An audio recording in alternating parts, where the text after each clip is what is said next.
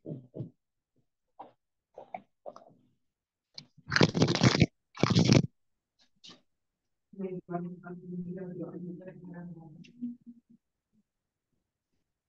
baik. Selamat malam Bapak Ibu semua.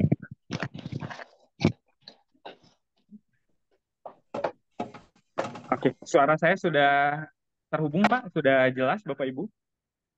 Masuk, masuk. Masuk ya, Alhamdulillah. Ya, baik. Bismillahirrahmanirrahim. Assalamualaikum warahmatullahi wabarakatuh. Waalaikumsalam warahmatullahi wabarakatuh.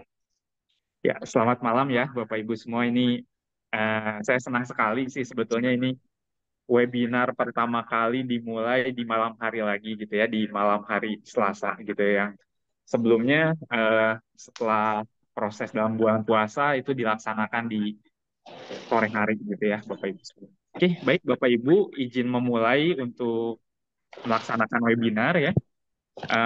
Saya ingin mengajak Bapak Ibu semua untuk berdoa terlebih dahulu. Semoga aktivitas yang kita lakukan di malam hari ini ya, semoga diberikan keberkahan dan tentunya kebermanfaatan bagi kita semua. Ya, baik. Berdoa dipersilahkan Bapak Ibu semua.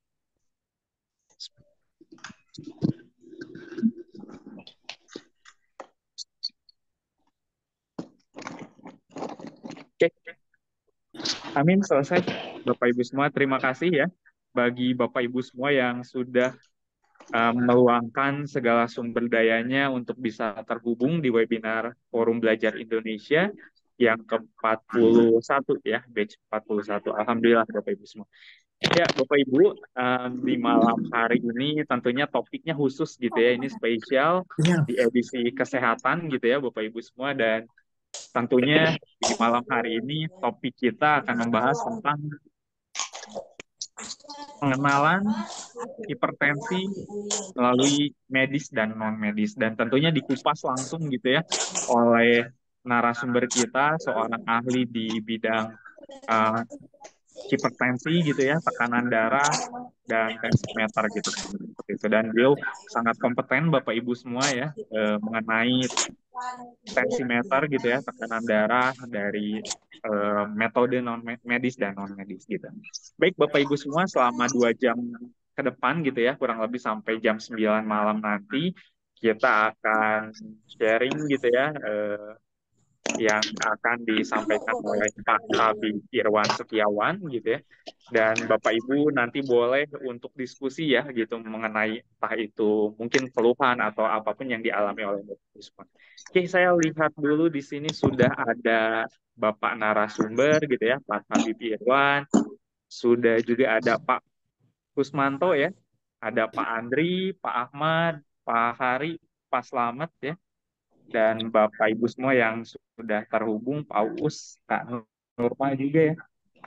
Oke, Bapak Ibu boleh ya, jika Bapak Ibu memungkinkan untuk on kamera, silahkan agar kita bisa saling merasakan terhubung ya.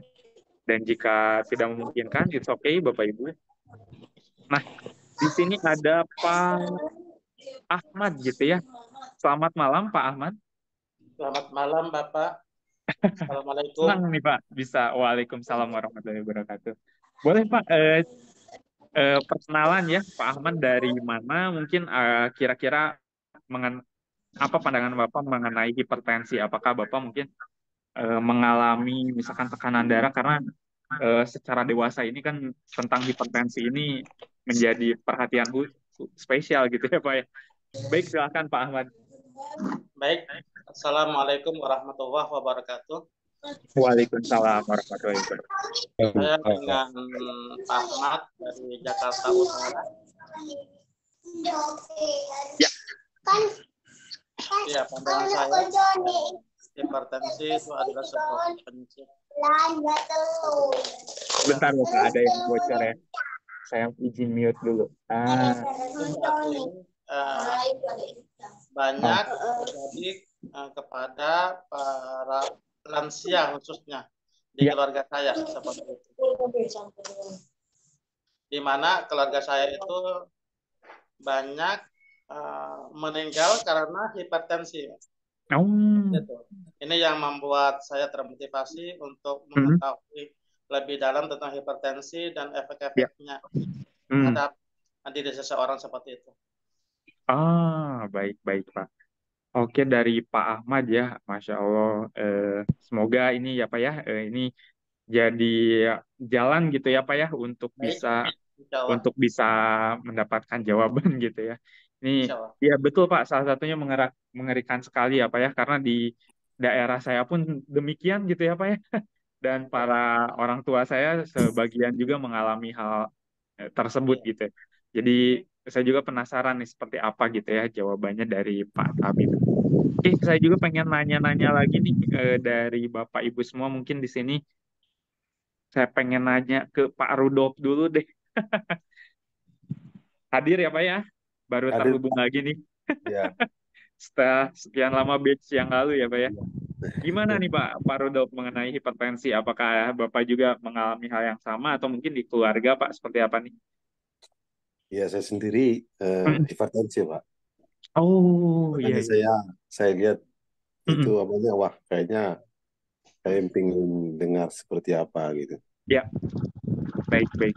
Ah, yang dialami Pak Rudolf seperti apa nih Pak? Ya, tensi saya tinggi Mm-mm. terus, memang Oh memang tinggi tinggi. terus ya. Ya, Baik baik baik. Oke. Baik, apalagi Pak Rudolf masih ada yang ingin disampaikan Pak? saya pernah dengar Mm-mm. katanya tensi itu bisa diturunkan dalam tempo 10 menit. Saya ingin tahu apa metode itu ada apa enggak. Saya Oh, baik, baik. Nanti, cari tapi nggak ini juga ya, nggak dapat gitu. oke, oke, oke. Oh, bisa diturunkan dalam metode 10 menit. Oke, nanti kita sharing-sharing ya. Tanyakan langsung pada narasumber kita. Oke, baik. Terima kasih Pak Rudolf ya. Ada Yo, Pak terima Agung kasih. juga di sini mungkin.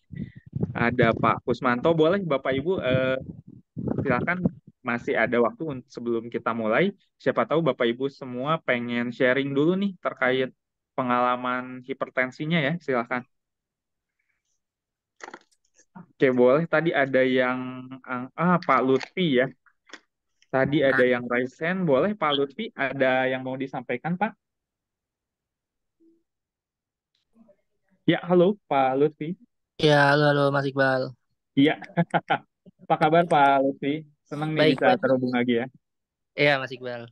Iya. Ini sih, Mas Iqbal, aku tertarik hipertensi karena saya Mm-mm. punya istri yang sedang hamil dan saya Oh, tahu nih pencegahan atau apa saja iya. yang harus dilakukan agar Mm-mm. seorang ibu hamil ini tidak Mm-mm. terkena hipertensi dan apakah akan ada resikonya ketika nanti di persalinan. Gitu sih, Mas Iqbal. Oh, sedang mengandung ya Bapak. Semoga ini doa juga ya dari Bapak Ibu semua Istrinya yang Mas sedang Iqbal. mengalami kendala kesehatan dan yang untuk ibu ini ya, istrinya Pak Lutfi semoga diberikan kesehatan dan Amin, amin. lancar ya ininya persalinan. Amin. Terima kasih, Mas Iqbal. Baik, ternyata Pak Irwan ya, alhamdulillah kita sudah mendapatkan beberapa responden gitu ya dari para peserta di malam hari ini. Saya langsung saja kita hubungkan ke Pak Tabib Irwan ya untuk menjelaskan bagaimana metode pengenalan metode mengenali hipertensi melalui metode medis dan non medis gitu ya, dan mungkin bisa menjawab juga pertanyaan dari para peserta di malam hari ini. Baik, silahkan Pak Irwan dengan senang hati. Ya. Bismillahirrahmanirrahim. Assalamualaikum warahmatullahi wabarakatuh. Waalaikumsalam. Waalaikumsalam. Alhamdulillahirabbil alamin wassalatu wassalamu ala asyrafil anbiya'i wal mursalin wa ala alihi wa ashabihi ajmain amma ba'du. Alhamdulillah Bapak Ibu yang dimuliakan Allah Subhanahu wa taala. Terima kasih saya ucapkan kepada Mas Iqbal atas waktunya yang sudah diamanahkan kepada saya. Semoga sebelum saya menyampaikan materi ini, saya diberikan amanah oleh Allah Subhanahu wa Ta'ala untuk menyampaikan materi dengan sebaik-baiknya, sepaham-pahamnya, segamblang-gamblangnya, insya Allah. Saya sedang mencoba mencari cara dan bagaimana waktu yang terbatas ini materi tersampaikan sebenarnya ini, Mas. Ya, karena materi ini tidak cukup kalau kita mau kupas setengah hari aslinya ya, bisa seharian. Insya Allah kita akan berikan gambarannya apa yang bisa kita pelajari. Ya, saya harus screen dulu ya, Mas.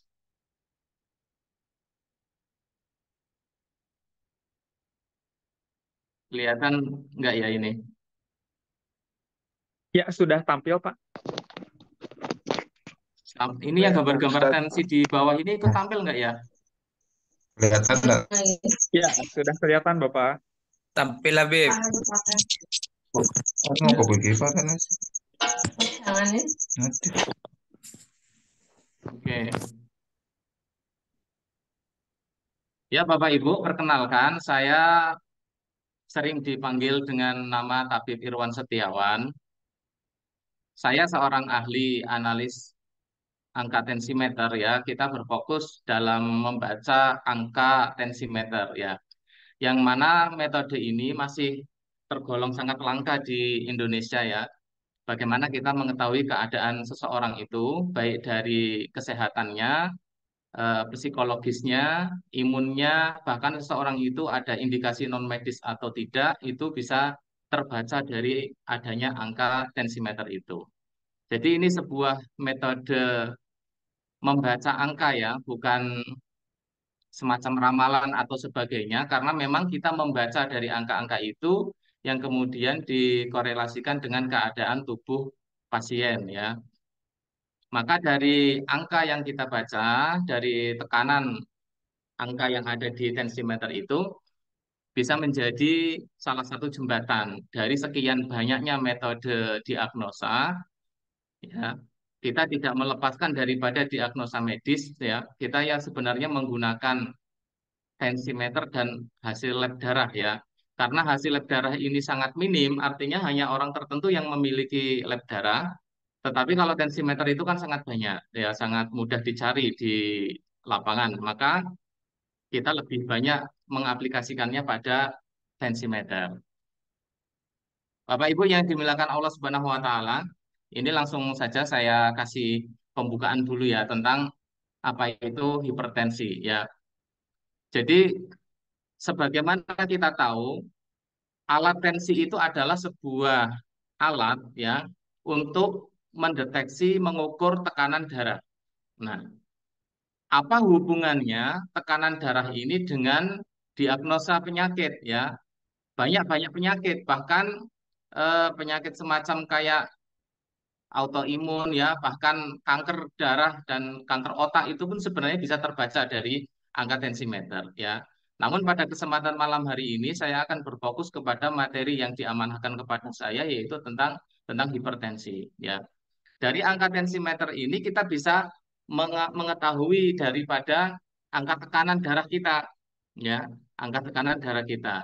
Yang mana tekanan darah itu sering kita sebut ya, sering kita istilahkan dengan sekian per sekian kan seperti itu. Kalau kita tensi ke klinik, tensi ke rumah sakit, pasti kita tanya berapa tensi saya dok, ya, berapa tensi saya mas, mbak ke perawat. Oh tensinya bapak ibu ini sekian per sekian. Nah itu tekanan darah, ya. Ada tekanan darah atas yang dinamakan sistolik dan ada tekanan darah bawah yang dinamakan diastolik. Nah, kita membaca analisa atau rumus hipertensi itu menggunakan 3 angka, Bapak Ibu sekalian. 1 angka sistolik, 2 angka diastolik, yang ketiga angka detak jantung. Makanya kita lebih mengutamakan dalam penggunaan tensimeter digital. Karena tensimeter digital itu sudah include dengan detak jantung ataupun detak nadi. Sementara kalau tensi yang manual, yang air raksa, itu kita harus mencari tahu lagi berapa detak jantung si pasien. Nah, agak kesulitan ya karena harus terpisah-pisah nanti cara ngeceknya. Tapi kalau dengan tensimeter yang digital, itu nanti akan sekali include semuanya dalam satu waktu kita langsung bisa menganalisa pada saat itu juga. Nah, Bapak Ibu yang dimuliakan Allah, pandangan tentang hipertensi itu kalau kita merujuk kepada standar medis itu beraneka ragam ya. Artinya medis sendiri pun tidak sepakat terhadap satu keadaan ya. Bagaimana medis standar di Indonesia dengan standar di luar negeri itu juga memiliki standar yang berbeda ya. Maka karena standar ini sangat berbeda-beda, sehingga saya memberikan angka yang mana angka ini bisa ditoleransi satu sama lain. Angka ini sudah menjadi pedoman dalam ilmu analisa angka tensimeter. Ya, kita sebut seseorang itu hipertensi sebagaimana di sini ya. Ada tekanan darah itu di atas 140 ya, 140 tekanan sistoliknya per 90 tekanan diastolnya. Ini sudah kita sebut dengan istilah hipertensi ya, atau 130 ya, 130 ke atas diastolnya beraneka ragam ya, bisa tinggi, bisa rendah. Yang penting angka atasnya, angka sistoliknya itu 130 ke atas itu sudah dihukumi dengan hipertensi. Ya. Ada juga yang hipertensi itu tinggi sekali, 180 per 120 misalnya, atau lebih tinggi sampai 200 ya. Nah, kita di materi ini saya akan coba sederhanakan bagaimana perbedaan antara hipertensi asli ya, hipertensi asli, kemudian hipertensi genetik ya. Hipertensi genetik ini nanti ada genetik bapak dan genetik ibu ya. Ada juga sebenarnya hipertensi paru ya, hipertensi paru, kemudian ada hipertensi non medis ya. Hipertensi non medis ini adalah jenis hipertensi yang seseorang ini penyakitnya ada non medis ya, dalam tanda kurung gangguan jin ya, seperti itu ya, gangguan jin baik berupa sihir, ada santet, ada tenuh dan lain sebagainya, itu bisa terbaca daripada analisa angka tensimeter ini. Nah, kita mungkin akan membahas ini tidak bisa tuntas semuanya, setidaknya saya ada gambaran yang akan saya berikan kepada Bapak Ibu sekalian ya. Nah, di sini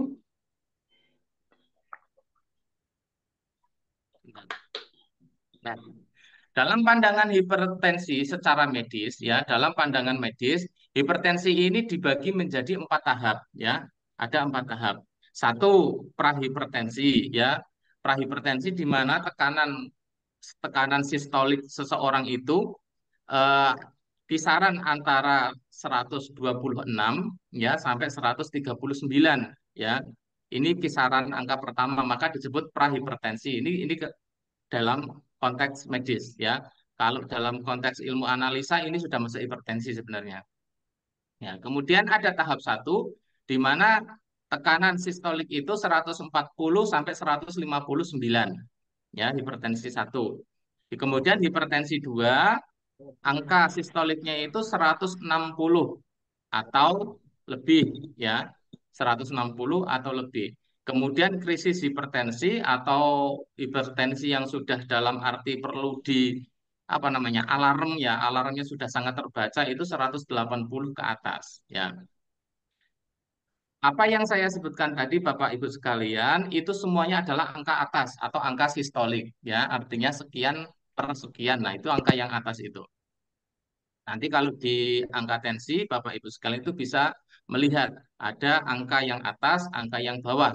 Nah, ada angka yang ketiga di bawah sendiri itu angka detak jantung atau detak nadi dalam hitungan 1 menit.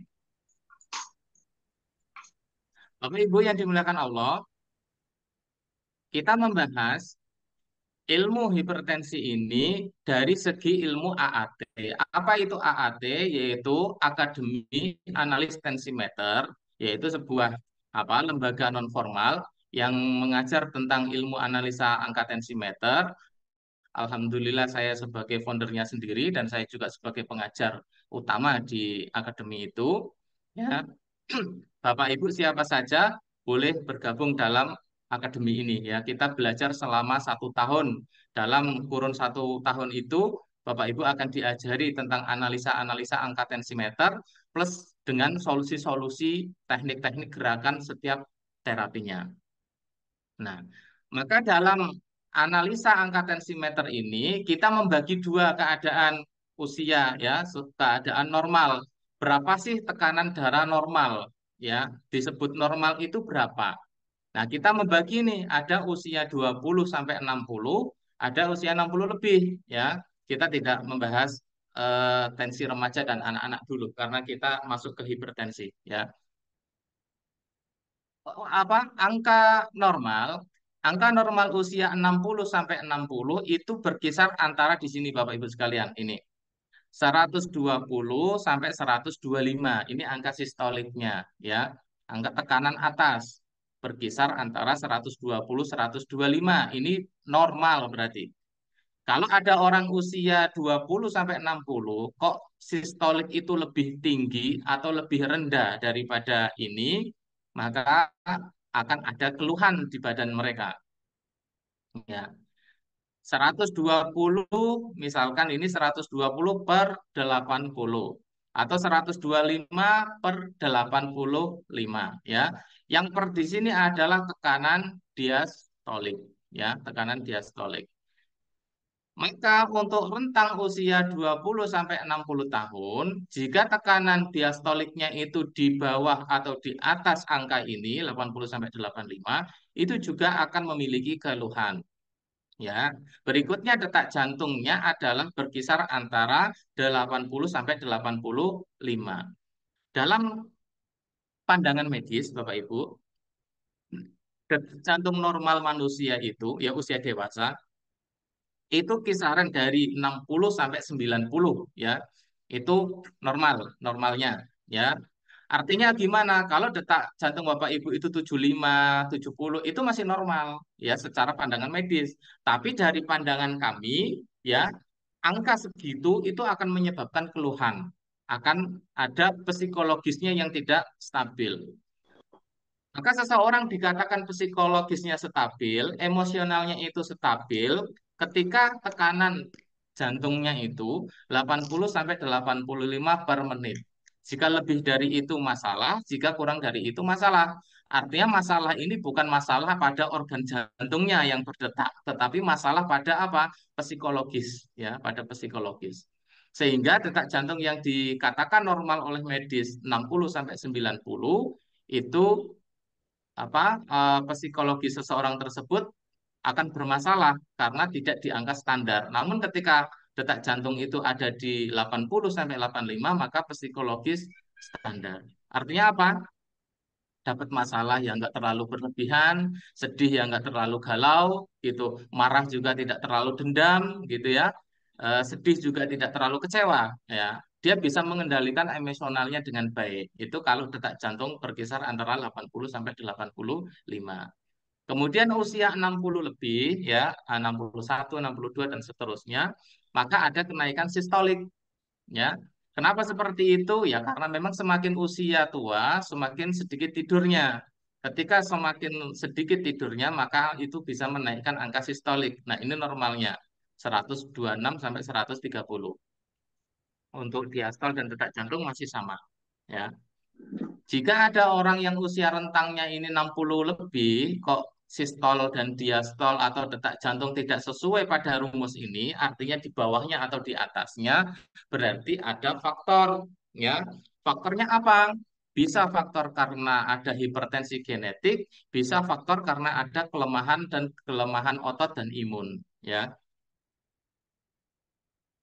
nah, di sini kita akan melanjutkan ada beberapa jenis varian hipertensi dalam ilmu AAT. Kalau tadi sudah sempat saya dengar itu ya, ada Pak siapa tadi? Yang pertama, ada beberapa kondisi keluarganya yang meninggal karena hipertensi ya, Pak. Ya, karena hipertensi. Nah, Betul, ada dari hipertensi Pak Ahmad ya, Pak. ya Pak Ahmad ya tadi Pak Ahmad. Ya, hipertensi yang perlu diwaspadai, Bapak Ibu sekalian, itu adalah jenis hipertensi asli. Ya, dari sekian banyak hipertensi, hipertensi yang perlu diwaspadai dan harus segera diobati itu adalah hipertensi asli. Ya, hipertensi asli. Ini tolong dicatat, tolong diperhatikan. Karena apa? Nanti tidak semua hipertensi itu harus turun. Ya, harus turun. Jadi ini juga akan mempengaruhi ke psikologis nanti kalau tidak dipahami dengan baik. Bapak Ibu akan cemas, akan panik manakala tensi itu tidak pernah bisa turun. Ya, yang seharusnya itu tidak apa-apa itu justru menjadi penyakit. Penyakitnya lewat apa? Lewat kecemasan dan pikiran yang masuk tadi. Ya, bukan dari hipertensinya sebenarnya. Ya. Kapan seseorang itu dihukumi hipertensi asli, Bapak Ibu sekalian, itu ketika angka sistoliknya itu, ini ya, angka sistolik ini yang atas ini ya, ini contohnya. Angka sistoliknya itu minimal itu 130, ya, minimal 130. Minimal. Kemudian angka diastolnya itu maksimal 90 ya, maksimal 90 ya. Boleh sambil dicatat ya. Karena saya nggak tahu rekamannya mungkin terlambat ya Mas Iqbal ya. Ya, Ya, sambil untuk dicatat boleh. rekaman di malam hari ini udah bisa di-share, Pak. Ya. Jadi saya ulangi, hipertensi asli itu di mana ketika angka sistolik itu minimal 130 dan angka diastolnya maksimal 90. Ya, itu dihukumi hipertensi asli. Maka kalau Bapak Ibu menemukan tensi seangka seperti ini, ya, artinya minim 130 ya, bisa 131, 32, 33, 35, 140, 150 ya. Pokoknya minim lah ya, minim 130. Dengan kondisi angka diastolnya itu maksimal 90. Maksimal 90 ya, berarti bisa 89, 87, 85, 70 atau bahkan 50 ya. 40 pun ada ya. Angkanya rendah ya. Maksimal 90. Maka kalau yang seperti ini hipertensi asli. Apa yang terjadi pada orang yang hipertensi asli? Orang yang hipertensi asli itu pembuluh darahnya rawan rapuh dan kalau sudah rapuh nanti bisa pecah ya. Kalau Bapak Ibu misalkan ini gambaran saya ya. Misalkan ini pembuluh darah ya, pembuluh darah. Angka sistolik normal tadi kan 120 sampai 125. Sementara ketika 130 ke atas, maka tekanan jantung dalam memompa darah itu kuat sekali ya. Tekanan jantung yang pertama begitu jantung berdetak jeduk ya, mengeluarkan darah itu disebut sistolik ya, tekanan sistolik, tekanan darah yang atas. Ketika setelah jantung berdetak tadi jeduk gitu, jantung mengempes. Nah, ketika mengempes ini namanya relaksasi, jantung dalam kondisi relaksasi ini dinamakan diastolik. Jadi diastolik itu angka relaksasi, sistolik itu angka ketika kontraksi. Nah, kenapa hipertensi asli berbahaya? Karena pembuluh darahnya itu normal sebagaimana manusia yang lain. Sementara ketika tekanan detak jantungnya itu semakin kencang, ceduk, ceduk seperti itu, ya, aliran darah yang keluar itu yang semakin deras, ya, aliran yang dipompa darah itu semakin deras, darah yang dipompa, maka pembuluh darah ini bisa rawan pecah. Ya, kalau pecah jadinya stroke hemoragik. Kalau terjadi penyempitan jadinya stroke iskemik, ya, seperti itu. Ya, karena rapuh. Di samping itu tidak hanya masalah pembuluh darah yang rapuh saja, tetapi juga bisa menaikkan suhu suhu darah. Suhu darahnya akan panas, ya. Inilah yang sering menyebabkan apa yang terjadi ketika orang hipertensi itu emosional, ya. Apa kaitannya? Karena suhu darahnya panas, ya. Sehingga pas setiap orang yang hipertensi itu bisa diiringi dengan apa? Diiringi dengan emosional yang tidak stabil, ya. Kepalanya bisa sering sakit, ya. Matanya pedas karena efek dari organ livernya itu terlalu panas dalam bekerja. Nah, seperti itu. Ini hipertensi asli. Jika Bapak Ibu mengalami tensi seperti ini, hipertensi asli, maka apa yang harus dilakukan? Harus segera diturunkan, ya. Segera diturunkan, jangan lama-lama. Bagaimana cara menurunkannya? Ya, kalau ke dokter silahkan ke dokter pakai obat kimia, ya. Kalau berikhtiar kepada kami memiliki cara tersendiri dengan gerakan-gerakan yang sederhana yang ketika dilakukan itu tensi akan turun. Betul sama kata Pak Rudolf tadi ya. Kita memiliki teknik yang kalau dilakukan itu bisa 10 menit bahkan bisa kurang dari itu. Ya, tergantung kondisi itu tensi bisa langsung turun. Ya, dan itu sudah diaplikasikan oleh teman-teman mahasiswa kita yang menangani para pasien atau para kliennya, ya seperti itu. Nah, saya kembali, hipertensi asli ini itu juga ada gen ibu, ada gen bapak, ya. Maksudnya gen itu seperti apa? Ya, maksudnya gen ini adalah fungsi anatomi dan fisiologi organ itu dominan kepada gennya. Misalkan seseorang itu gennya ke ibu, ya bawaannya karakternya mirip dengan ibunya. Ketika seseorang itu gennya ke bapak, maka dia akan mirip bawaan dan karakternya seperti bapaknya, seperti itu. Maka dari hipertensi ini akan terdeteksi juga ini gennya kemana gennya. Karena nanti secara penanganan holistiknya harus kita tahu gennya. Tanpa kita mengetahui gen pasien tersebut, kita tidak bisa mengetahui cara penanganan yang tepat ya. Karena misalkan ini, contoh, ada seorang ibu-ibu, dia hipertensi. Setelah kita terapi, kenapa kok nggak rilis-rilis? Kenapa kok nggak selesai? Karena kita menerapi dia dengan apa? Dengan gen bapak, ya. Sementara ibu tadi yang hipertensi, dia gennya ibunya. Seorang wanita yang ketemu dengan gen ibunya, maka otomatis jiwa keibuannya atau jiwa wanitanya double. Bagaimana maksud double itu? Kalau ada masalah lebih cepat galau. Kalau sedih lama, cemburunya tinggi, nah, ngomelnya tambah banyak, ya seperti itu. Ini ketika perempuan ketemu gen ibu. Nah, kalau perempuan ketemu gen bapak agak seimbang, atau laki-laki ketemu gen ibu agak agak seimbang. Laki-laki ketemu dengan gen bapak, ya temperamennya akan lebih kuat, tapi jiwa kepemimpinannya juga akan meningkat, ya. Makanya kita dengan mengetahui gen itu, nanti jenis hipertensi yang dialami oleh bapak ibu itu akan kita cari cara untuk merilisnya dengan cepat, ya. Bagaimana mengetahui gennya? Apakah gen bapak atau gen ibu dilihat dari detak jantungnya nanti bapak ibu sekalian. Kalau detak jantungnya itu di bawah angka diastolik, nah ini angka yang tengah ini diastolik ya, ini angka diastolik. Kalau detak jantungnya ini di bawah diastolik, angkanya di bawahnya, maka ini gen ibu ya, berarti bapak yang punya tensi seperti ini gen ibu. Atau kalau detak jantungnya itu di atas angka diastolik, contoh ini ya 95, diastoliknya 85, maka ini berarti gen dari bapaknya. Apa bisa seorang wanita gen bapak? Bisa. Apa laki-laki gen ibu bisa? Bisa. Ya, sangat bisa karena memang gen itu akan dominan nanti ya dari kromosom yang ada pada bapak ibu kita itu nanti turunnya ke kita akan dominan gen siapa yang lebih kuat ya seperti itu.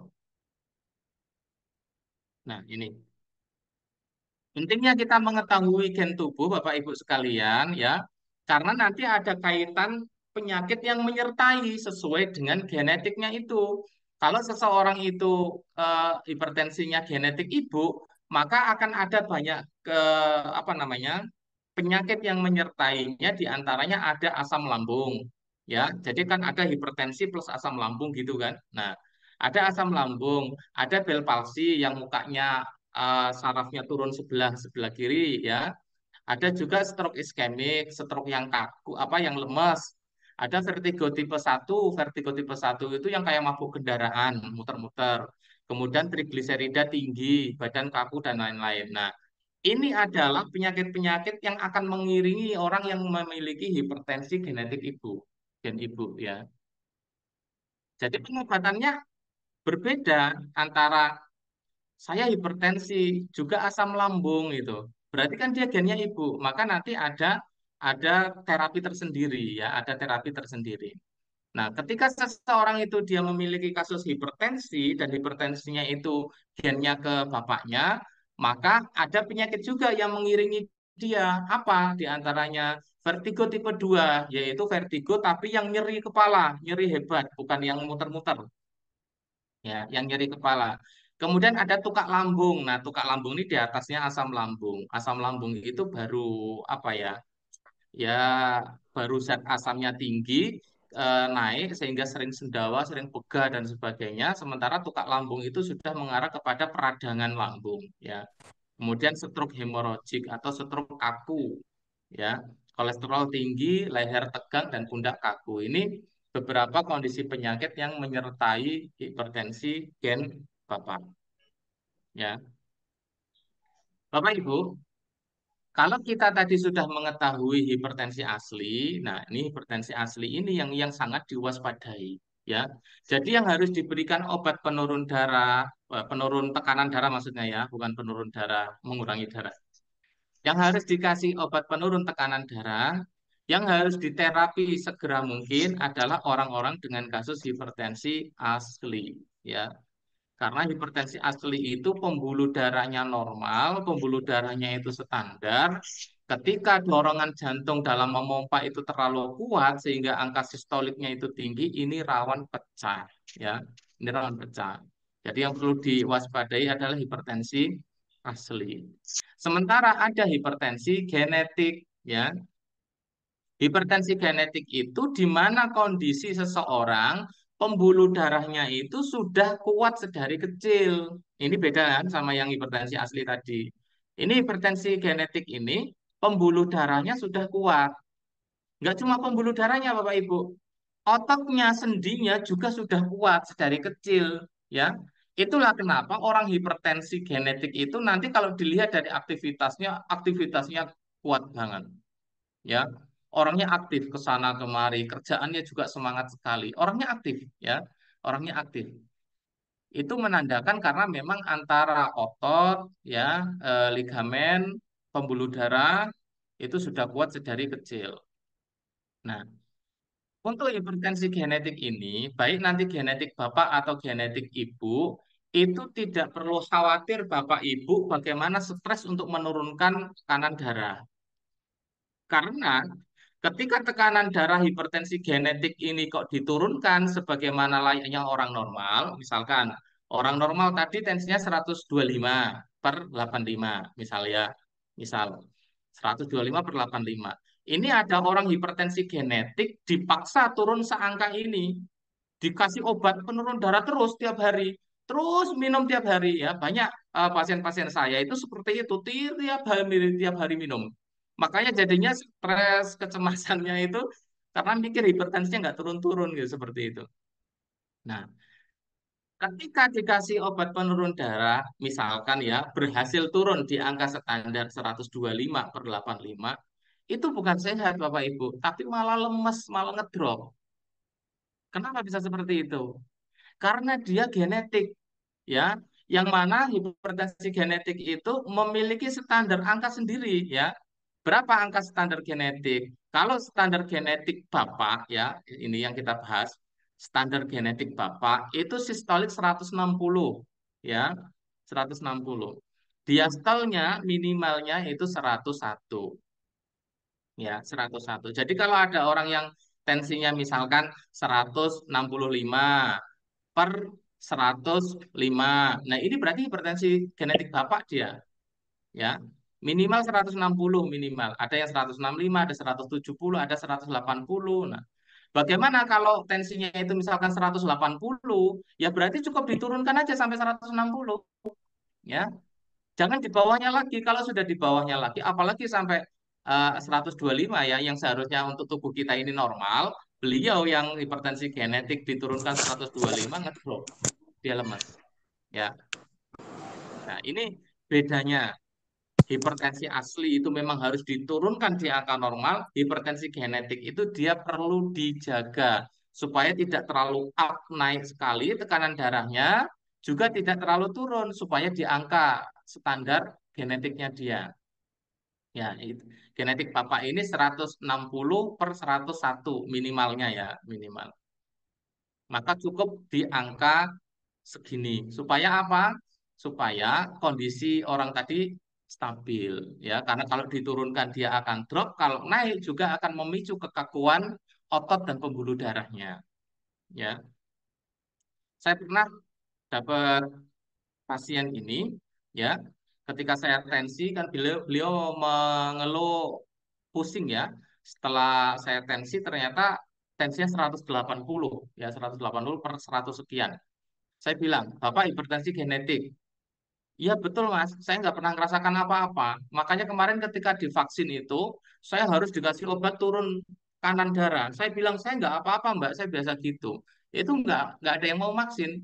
Setelah maksa, udah divaksin aja nggak apa-apa. Nggak bisa Pak, kami nggak berani. Udah nggak apa-apa, saya memang nggak pernah ngerasa apa-apa. Akhirnya divaksin, manut, ya, perawatnya. Yang nggak terjadi apa-apa.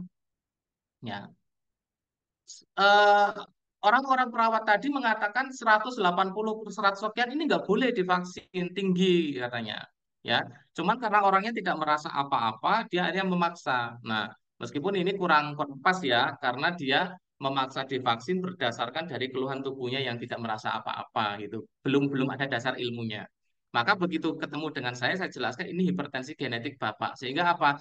Tensi segitu tidak akan mempengaruhi kesehatan badan. Seperti itu, ya. Namun ketika tidak dikendalikan, tidak dijaga, tensi itu semakin up naik 180 ke atas, itu juga akan memicu apa? Kekakuan otot. Ya, kekakuan otot, penebalan pembuluh darah. Makanya bisa terjadi trigliserida. Ketika saya bilang ke pasien tadi, ya dari angka tensinya itu terbaca, saya bilang, "Bapak ini trigliseridanya tinggi." Beliau mengiyakan akhirnya, "Oh, betul, ya. Setahun yang lalu saya lab. Ternyata dokter mengatakan tidak ada masalah kecuali trigliseridanya tinggi." Nah, ini akhirnya cocok ya. Hasil lab tadi cocok dengan analisa yang saya sebutkan. Maka kasus hipertensi genetik ini tidak perlu dibingungkan Bapak Ibu sekalian ya. Kalau Bapak Ibu mendapatkan kasus seperti ini tidak terlalu dipusingkan, itu perlu dijaga saja ya. Nah, berikutnya adalah hipertensi genetik ibu ya. Hipertensi genetik ibu itu ketika ini di bawahnya hipertensi genetik Bapak ya, ya. Ketika sistoliknya itu berada di kisaran 140. Kalau Bapak tadi kan 160 ya. Ini ada di 140 ya. Dan diastolnya itu maksimal 100 ya, maksimal. Artinya bisa 99, bisa 98, 95 itu maksimal 100. Nah, kalau diastol maksimalnya 100, kemudian angka sistoliknya itu minimal 140, maka itu hipertensi genetik ibu ya. Hipertensi genetik bapak, hipertensi genetik ibu ini sama-sama genetik. Sama-sama pembuluh darahnya sudah kuat sedari kecil. Sama-sama otot ligamen dan sendinya sudah kuat sedari kecil. Sehingga apa? Ketika seseorang mengalami hipertensi genetik bapak atau ibu, itu tidak perlu cemas, tidak perlu khawatir. Cukup dijaga untuk diseimbangkan ya, supaya tidak terlalu turun yang memicu drop, supaya tidak naik yang memicu ketegangan atau kekakuan otot ya. Cukup dijaga ya. Genetik bapak atau genetik ibu ini bukan berarti bapak saya nggak hipertensi kok dok ya. Saya hipertensi genetik bapak saya nggak percaya misalkan. Atau ada yang orang kita katakan oh ini hipertensi ibu, ibu saya nggak hipertensi kok. Nah, bukannya seperti itu. Hipertensi genetik bapak, genetik ibu itu adalah jalurnya, jalur gennya, ya. Artinya bisa bapaknya, bisa mbahnya dari jalur bapak, atau bisa ibunya, kakek neneknya dari jalur ibunya, ya, dari gennya, gen jalur bapak atau jalur ibunya. Kalau dalam bahasa ilmu ruqyah itu dari nasabnya, ya, dari nasabnya. Karena kan kalau pembahasan nasab dengan gen itu nanti ada korelasinya nanti dalam ilmunya itu. Ya, saya bahas secara gen dulu. Ya, jadi gennya kalau genetik bapak itu berarti gennya ke bapaknya ke atas. Kalau genetik ibu itu berarti gennya ke ibu ke atas. Seperti itu. Nah, di sini ada cara penjagaan untuk hipertensi genetik Bapak Ibu sekalian ya. Bagaimana untuk mengetahuinya, Tabib? Mungkin nanti Bapak Ibu perlu tensi dulu, pakai tensi digital ya. Perlu tensi dulu, pakai tensi digital. Insya Allah saya open ya, open bisa dijabri nanti nomor saya juga ada di grup ya FBA ya Bapak Ibu sekalian. Bisa nanti minta ke Mas Iqbal juga. Karena kalau foto tensinya dikirim ke grup FBA mungkin nanti akan mengganggu teman-teman yang lain ya. Bisa nanti lari ke grup saya atau Jabri secara pribadi untuk saya baca tensi Bapak Ibu sekalian. Ketika sudah diketahui apakah hipertensi tadi genetik Bapak atau Ibu atau hipertensi asli, maka baru kita akan rumuskan masalahnya, rumuskan cara penanganannya ya. Nah, di sini saya sudah buat rumusan. Mohon maaf apabila nanti ada beberapa bahasa yang tidak dipahami oleh Bapak Ibu, karena memang ini ada bahasa-bahasa untuk mahasiswa saya ya. Beberapa teknik terapi ini kan Bapak Ibu belum belum belajar, ada kebingungan mesti di situ. Yang pertama Bapak Ibu, kalau ada genetik Bapak ya atau genetik Ibu itu yang pertama adalah lakukan dengan gerakan rotasi keluar. rotasi kaki ya, rotasi kaki. Nah, ini gerakan rotasi kaki inilah yang bisa menetralkan tadi ya, menurunkan hipertensi secara cepat ya. Meskipun gerakannya sepele hanya menggerak-gerakkan kaki seperti itu, ini nanti akan menurunkan dengan cepat. Karena korelasinya otot betis ya, otot betis dan sendi-sendi di area kaki itu yang akan menentukan tingkat kontraksi otot atau lemahnya dari kaki ya, dari kaki. Ketika kontraksi otot itu berlebih, otomatis nanti sistolik naik. Ketika kontraksi ototnya melemah, ya sistoliknya akan turun. Makanya penanganan kasus hipertensi itu kita hanya menerapi di area kaki, ya, bukan refleksi, bukan beda lagi. Ya, kita menstimulasi dengan gerakan-gerakan sederhana supaya merangsang, ya, merangsang untuk memberikan efek elastis atau mengendorkan otot-otot yang ada dalam tubuh kita. Ketika otot-otot tadi sudah mulai terurai dengan gerakan rotasi ini, maka tekanan darah akan menurun dengan sendirinya ya. Kemudian yang perlu dikonsumsi Bapak Ibu secara mandiri adalah konsumsi teh pahit ya. Teh yang masih dalam bentuk daun Bapak Ibu. Silakan yang ada kasus hipertensi ini, kasus hipertensi apa saja, mau genetik mau hipertensi asli sama ya, dengan mengkonsumsi teh pahit. Kalau bisa cari teh yang masih bentuk daun, jangan menggunakan teh celup ya. Cari teh yang masih berbentuk daun, cukup direbus, kemudian diminum ya, pahit. Kemudian ada ramuan sistolik. Nah, ramuan sistolik ini ada di akhir slide gambarnya, nggak tahu nanti sampai apa enggak ya. Ramuan sistolik ini racikan saya sendiri untuk teman-teman atau pasien-pasien yang memang mengalami gejala hipertensi, kasus hipertensi. Ya. Kemudian makan buah yang berair ya, buah yang berair khususnya jus mentimun ya, mentimun di jus seperti itu. Ini untuk kasus hipertensi genetik Bapak ya. Untuk kasus hipertensi genetik Bapak itu banyak makan buah yang berair. Ya boleh semangka, boleh melon ataupun yang lainnya. Namun di antara sekian banyak itu pilihan yang paling saya rekomendasikan pertama kali adalah jus mentimun lebih dahulu ya. Kalau itu tidak ada baru ke buah-buah yang lain atau misalkan bosan baru ke buah-buah yang lain. Sementara untuk kasus hipertensi genetik ibu itu dia harus menjaga sarapan tiap pagi. Mau sedikit tidak ada masalah. Yang penting dia harus menjaga sarapan. Bahkan lebih bagus sarapannya menggunakan tepung talbina atau tepung gandum yang masih berbentuk sereal, ya, seperti itu. Kalau bisa jangan yang kemasan instan ya, cari yang masih original supaya untuk penyembuhan itu cepat, ya, seperti itu. Kemudian kalau hipertensi Bapak, dia harus banyak minum air putih khususnya sebelum tidur ya. 600 mili sebelum tidur atau kalau enggak bisa 300 mili sebelum tidur. Ada yang komentar kalau tidur kan harus tidak boleh minum ya. Kalau minum nanti bisa membuat fungsi ginjal melemah ya. Ini tidak bisa dipukul rata. Ada pengecualian untuk orang yang menderita hipertensi genetik Bapak. Karena ketegangan otot dan suhu darahnya itu panas. Sehingga dia perlu mengkonsumsi air putih lebih banyak dibanding orang normalnya. Ya.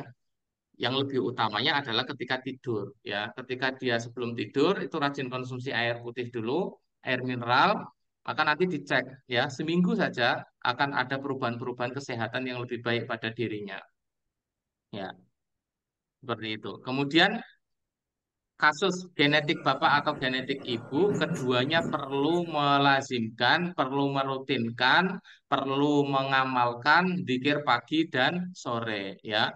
Karena pada pasien hipertensi genetik itu lebih rentan, lebih rawan terkena serangan gangguan non medis ya. Kasus hipertensi genetik ya, lebih rawan, lebih rentan terkena gangguan penyakit non medis ya. Supaya tidak ada serangan-serangan yang masuk ya, ya mohon maaf Bapak Ibu ya, ada yang mempercayai hal ini, ada yang tidak ya. Saya serahkan kepada pendapat masing-masing. Adapun kami sendiri memilih percaya adanya kasus sihir ya, kasus sihir dalam syariat Islam, sehingga kasus-kasus hipertensi genetik ini karena rawan terjadi serangan sihir dan lain sebagainya, maka kami mengontrol kepada para pasien kami untuk merutinkan zikir pagi dan sore. Silakan Bapak Ibu kalau ada pertanyaan mungkin ya Mas Iqbal. Kalau Ya, kita lanjutkan terlalu banyak nanti bingung. Atau ada yang bertanya berkaitan dengan kasus, silahkan. baik. Terima kasih ya Pak Tabib Irwan. Eh, Ya. baik, di sini sudah ada Pak Kusmanto, Pak Tabib yang raise hand ya. Silahkan Pak Kusmanto. Apa yang ingin disampaikan Pak? Ya, belum di open Pak mic-nya. Iya, baik. Oke. Assalamualaikum warahmatullahi wabarakatuh. Ya, Waalaikumsalam. malam untuk Pak Ustadz yang telah memberikan, mohon maaf tadi, kurang menyimak nama Pak Ustadznya, Hampura, Pak Ustadz. Terima kasih atas penjelasan. Tinggal di Cibitung, didiagnosa punya hipertensi di awal tahun 2020 saat terjadinya COVID-19.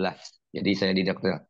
Dan setelah saya simak penjelasan Bapak, saya termasuknya hipertensi genetik Bapak.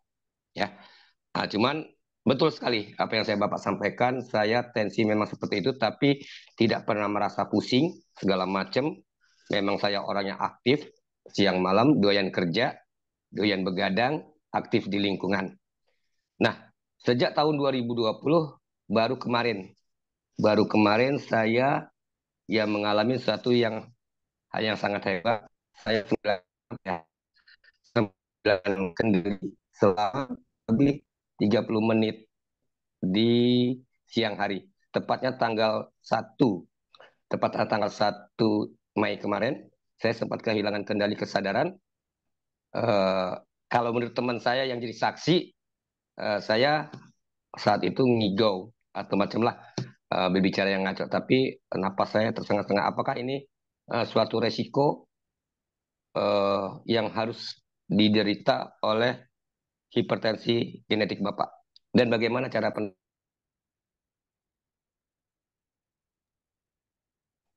Bagaimana caranya Pak? Terputus tadi? Ya, jadi sejak saya dinyatakan hipertensi baru sekali kemarin tanggal 1 Mei Ya. mengalami kehilangan kesadaran selama 30 menit. Jadi saya lagi kerja, pasang spanduk dengan ketinggian 5 meter, harus bergelantungan pakai body harness, naik turun selama 3 kali, naik stagger, tapi mau keempat kali saya merasa pandangan buram, langsung tidak sadarkan diri selama 30 menit. Nah, selama 30 menit itu, menurut cerita teman-teman yang bekerja sama saya mengalami ngaco segala macam yang dia arahkan suruh istighfar, ternyata ya itu. Tapi saya yakin kalau itu betul kata Bapak tadi. Pastilah namanya manusia, ada mungkin dari pribadi saya atau kesalahan saya, ada yang tidak suka, saya sampingnya kesalahan Pak. Sampingnya perbuatan orang, atau mungkin memang kebetulan. Pak, terima kasih Pak. Ya. Jadi kalau dilihat dari kegiatannya Pak Kusmanto tadi itu ya, artinya sesuai yang saya sampaikan bahwasanya hipertensi genetik ini rawan dengan adanya gangguan non medis seperti itu ya. Ya, Tapi kita ini kan dalam memberikan analisa ke pasien itu kan tetap harus ilmiah ya. Kita harus memberikan betul. analisa ilmiah ya. Sehingga antara non medis dengan medis itu insya Allah kita bisa membedakan ya. Kalau dilihat dari aktivitas yang dilakukan Pak Kusmanto tadi, itu bukan faktor non medis ya, itu memang medis ya. Disebabkan karena apa? Seperti saya sampaikan, hipertensi genetik itu sudah mengalami kekakuan otot, pembuluh darah yang tebal, itu memang sedari kecil ya. Artinya apa? Ototnya sudah kuat, pembuluh darahnya sudah kuat, sendinya juga sudah kuat. Nah, ketika dipakai aktivitas yang over, apalagi tadi ceritanya naik turun tangga di siang hari panas gitu ya. Ya, Ya. ini sudah jelas dehidrasi ya. Karena hipertensi genetik itu tanpa aktivitas yang berat saja dia kekurangan air gitu. Kenapa kok kekurangan air? Karena tadi Pak, otot dan pembuluh darahnya itu sudah memanas dari kecil, sudah kuat, jadi butuh air lebih banyak. Maka ketika dipakai kontraksi, kan kontraksi ya gerakan Iya. badan kita itu. Ketika dipakai kontraksi berlebih, air yang masuk kurang, maka itu akan menaikkan monosit, Pak, sel darah putih. Ya, sel darah putih ini ketika naik, dia akan meradiasi cairan cerebrospinal yang ada di bagian otak ini. Ya, ketika cairan ini terradiasi, ya pingsan, Pak, hilang kesadaran. Ya, adapun faktor ngigo dan sebagainya itu faktor dari medisnya, itu nggak ada non medis, insya Allah.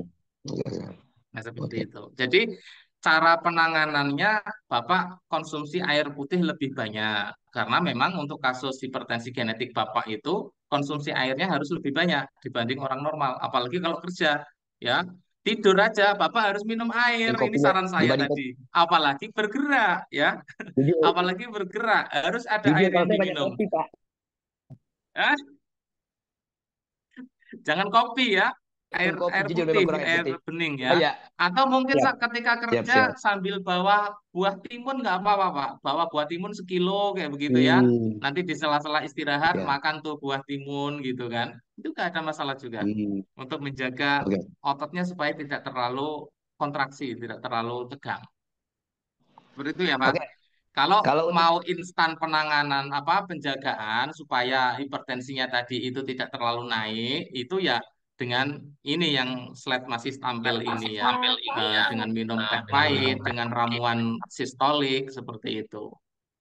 siap, Begitu siap. Pak Kusmanto. Oke, terima kasih, Pak. Ya, Baik, terima kasih ya Pak Ustadz, Pak Tabib ya. Terima kasih juga Pak Kusmanto ya, barusan sudah konsultasi, semoga terjawab ya.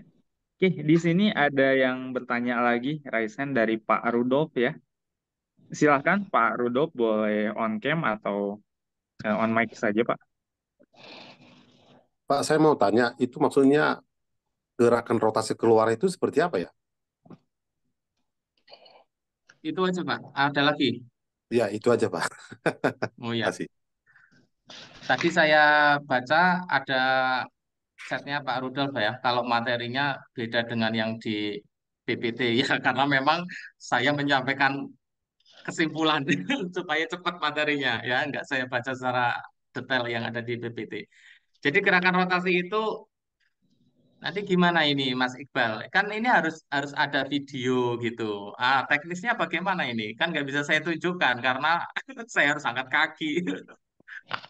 Atau mungkin nanti Japri ya, dikasih kontaknya ya Mas Iqbal ya. Boleh, boleh. Betul, Iya. Bapak Ibu semua.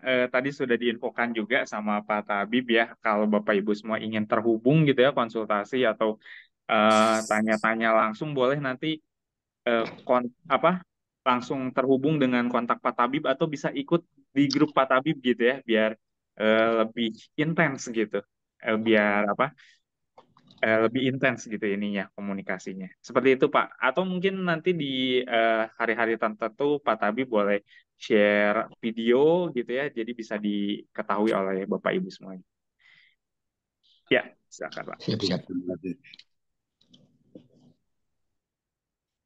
Bapak Ibu, barangkali ada yang masih ingin ditanyakan. Oh iya, Pak Tabib tadi ada dari Kak Lutfi ya, terkait bagaimana penanganan hipertensi ketika sedang mengandung gitu ya.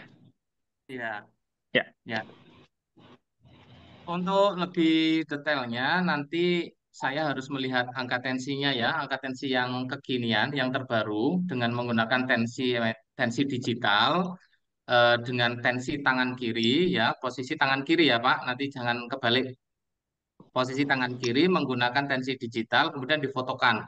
Itu kalau ingin penanganan detail, bahkan terkait dengan apakah nanti kelahirannya itu apakah mundur atau sungsang, itu nanti bisa saya baca dari angka tensi itu.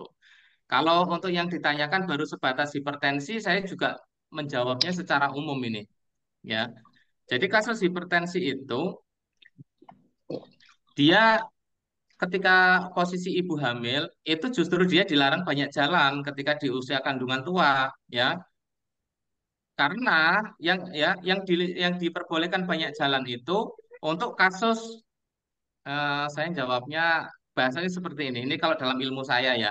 Untuk orang yang sistem tubuhnya kebalik, ya.